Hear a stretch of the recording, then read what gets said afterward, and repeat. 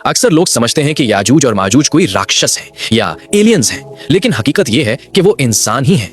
सही बुखारी की हदीस और तारीख बताती है कि वो हजरत नूह अलैहिस्सलाम के बेटे याफिस की औलाद में से हैं। यानी नसब के एतबार से वो हमारे और आपके भाई हैं, लेकिन फितरत के एतबार से वो जमीन के सबसे बड़े फसादी हैं।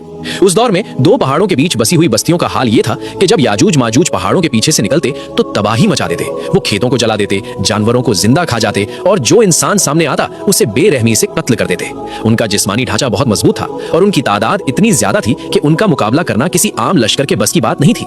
लोग खौफ के साए में जी रहे थे कि तभी वहां आमद हुई एक मसीहा की।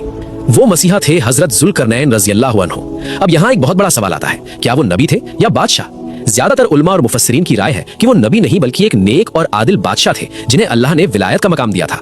अल्लाह ने उन्हें जमीन के मशरिक और मगरिब तक हुकूमत दी थी, इसीलिए उन्हें जुल्करनैन यानी दो सींगों वाला या दो किनारों का मालिक कहा जाता है।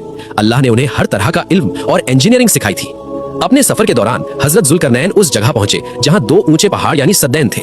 वहां के लोगों की जबान बहुत अजीब थी, लेकिन किसी तरह उन्होंने बादशाह को अपना दर्द समझाया। उन्होंने कहा, ए जुल्करनैन, याजूज माजूज ने हमारी नाक में दम कर रखा है। हम आपको अपना सारा पैसा यानी टैक्स खराज देने को तैयार है, बस आप हमारे और उनके बीच एक दीवार खड़ी कर दीजिए। जरा गौर कीजिए, एक दुनियादार बादशाह होता तो कहता लाओ दौलत, लेकिन हजरत जुल्करनैन ने फरमाया, मां मक्कन्नी फीही रब्बी खैर, जो इख्तियार मेरे रब ने मुझे दिया है वो तुम्हारे पैसों से कहीं बेहतर है। मुझे तुम्हारी दौलत नहीं चाहिए, मुझे तुम्हारी शारीरिक मेहनत चाहिए। और फिर शुरू हुआ दुनिया की सबसे मजबूत दीवार बनने का काम। हजरत जुल्करनैन ने सिर्फ ईंट पत्थर की दीवार नहीं बनाई, उन्होंने उस दौर में मटेरियल साइंस का इस्तेमाल किया। स्टेप नंबर 1, उन्होंने हुक्म दिया कि जुबर अल हदीद यानी लोहे की बड़ी बड़ी सिल्लियां लाओ और उन्हें पहाड़ों के बीच भर दो। स्टेप नंबर 2, जब लोहा भर दिया गया तो उन्होंने कहा कि अब आग धोको। सैकड़ों हजारों लोगों ने मिलकर आग जलाई, यहाँ तक कि वो लोहा आग की तरह लाल हो गया।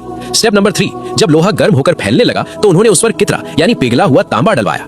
साइंस कहती है कि जब लोहे की सुराखों में तांबा भर जाता है तो वो एक ऐसा एलॉय यानी मिश्र धातु बन जाता है जिसे काटना या तोड़ना लगभग नामुमकिन होता है। और इस तरह वो दोनों पहाड़ आपस में जुड़ गए और एक सपाट, चिकनी और फौलादी दीवार खड़ी हो गई। कुरान सूरह कहफ आयत नंबर 97 गवाही देता है, फिर ना तो वो उस पर चढ़ने की ताकत रखते थे और ना ही उसमें सुराख यानी होल कर सकते थे। वो फसादी कौम जो पूरी दुनिया को खाने चली थी, अब वो पहाड़ों के पीछे कैद हो चुकी थी। हजरत जुल्करनैन ने दीवार बनाने के बाद ये नहीं कहा कि मैंने किया है, उन्होंने कहा, हाजा रहमतुम मिन रब्बी, ये मेरे रब की रहमत है। लेकिन दोस्तों, कहानी यहाँ खत्म नहीं होती। उसी वक्त हजरत जुल्करनैन ने एक पेशन गोई की थी कि एक वक्त आएगा जब मेरे रब का वादा पूरा होगा और ये दीवार रेजा रेजा हो जाएगी।